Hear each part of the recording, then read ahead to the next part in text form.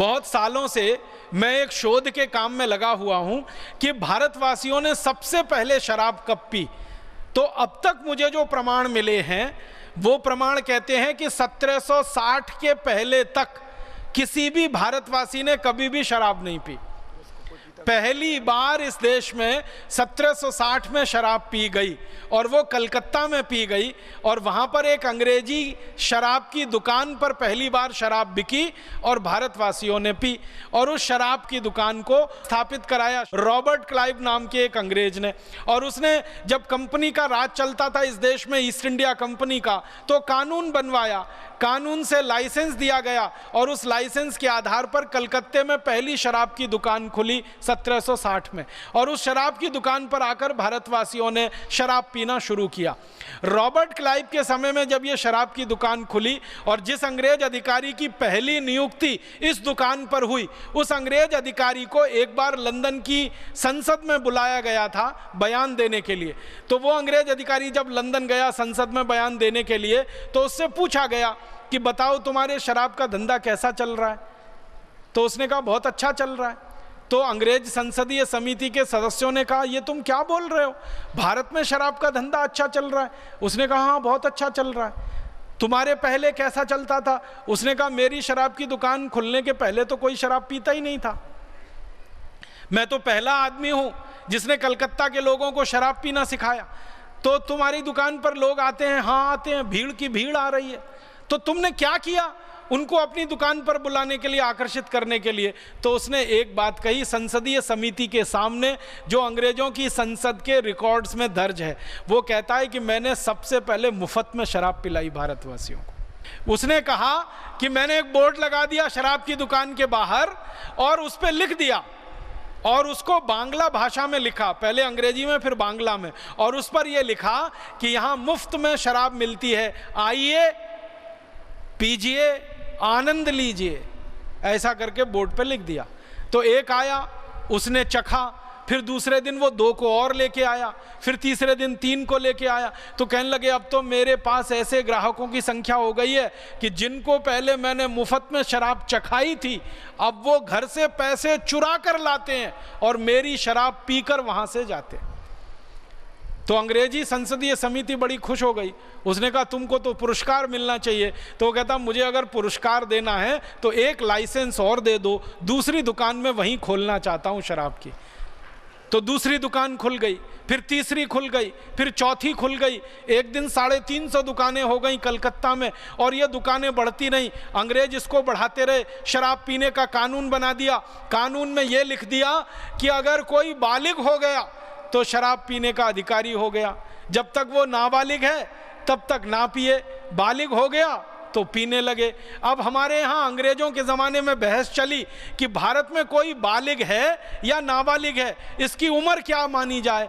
तो आपको सुनकर हैरानी होगी, मैं सबको बताना चाहता हूँ कि सालों साल अंग्रेजों ने बालिग होने की उम्र 14 साल रखी, फिर उसको 16 साल किया, फिर आते आते वो 18 साल हो गई।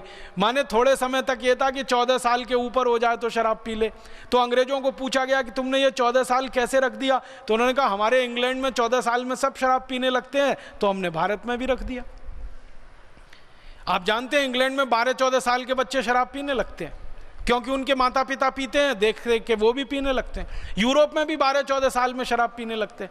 तो चूंकि यूरोप और इंग्लैंड में 12-14 साल में शराब पीने लगते, तो भारत में भी वही उम्र उन्होंने रख दी। फिर थोड़े दिन बहस होकर 16 साल किया, फिर उसको 18 साल कर दिया। अब भारत सरकार को क्या करना चाहिए था? आज़ादी मिलने के बाद ये कानून समाप्त कर देना चाहिए था, क्योंकि हमारे धर्म में, हमारी न्याय व्यवस्था में शराब पीना पाप है, अधर्म है और सबसे घृणित काम है। तो ये खत्म होना चाहिए था। लेकिन भारत सरकार तो काले अंग्रेजों ने चलाई ना। उन्होंने क्या किया कि ये शराब के कानून को और ज़्यादा खुला कर दिया, और इतना खुला कर दिया कि पहले अंग्रेजों के ज़माने में जब शराब का कानून बना था ना, तो अंग्रेजों ने उस कानून में एक जगह ये लिखा हुआ था कि भारत में अगर कहीं मंदिर है, कहीं मस्जिद है, तो उसके दूर दूर 500 मीटर तक शराब की दुकान नहीं होनी चाहिए। अंग्रेजों ने कानून में ये लिखा। मंदिर है, मस्जिद है, गुरुद्वारा है, चर्च है, कोई धर्म स्थान है, उससे 500 मीटर दूर तक कोई शराब की दुकान नहीं होनी चाहिए। फिर इसी में अंग्रेजों ने एक और वाक्य जोड़ा था कि विद्यालय है, विश्वविद्यालय है, कॉलेज है, तो उसके दूर दूर 500 मीटर तक शराब की दुकान नहीं होनी चाहिए। इन काले अंग्रेजों ने तो उसको भी हटा दिया उसमें से। इन काले अंग्रेजों ने आज़ादी के बाद जो कानून बनाया है, अब वो कानून ये है कि मंदिर के सामने शराब की दुकान है, मस्जिद के सामने शराब की दुकान है, गुरुद्वारों के सामने शराब की दुकानें हैं, और खाली शराब की ही दुकानें नहीं है, उससे ज़्यादा और भी घृणित काम करने के दूसरे अड्डे वहाँ खोले हुए, जुए के अड्डे हैं, वैश्यावृत्ति के अड्डे हैं। ये अंग्रेजों का बनाया हुआ कानून है, और अंग्रेजों के बाद काले अंग्रेजों का बनाया हुआ कानून। परिणाम ये हुआ कि जिन अंग्रेजों ने एक शराब की दुकान खोली थी, आज इस देश में काले अंग्रेजों की मदद से लाइसेंसधारी शराब की दुकानें 32,000 हो गई हैं, और अगर आप बिना लाइसेंस वाली दुकानों को गिनेंगे तो वो 1 लाख से ज़्यादा हैं। गांव गांव शराब की दुकान खुल रही है। अगर आप कल्पना करिए 1 लाख शराब की दुकानें हैं, तो इसका माने भारत के हर 6 गांवों के बीच में एक शराब की दुकान है।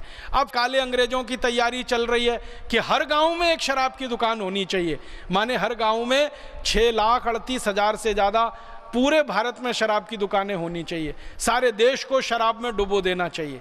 और इसकी नीति कई राज्यों में बनकर लागू हो रही है।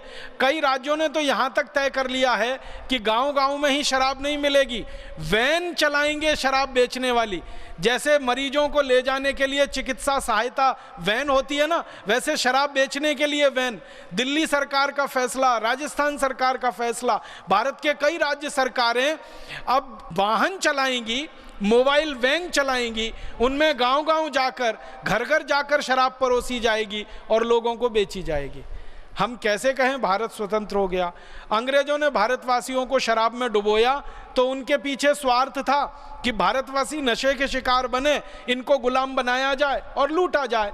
अब आज़ादी के बाद के काले अंग्रेज भी भारतवासियों को शराब में ही डुबोना चाहते हैं, तो कैसे कहें देश स्वतंत्र है, देश स्वाधीन है, देश आज़ाद है? अभी भी ये देश परतंत्र है।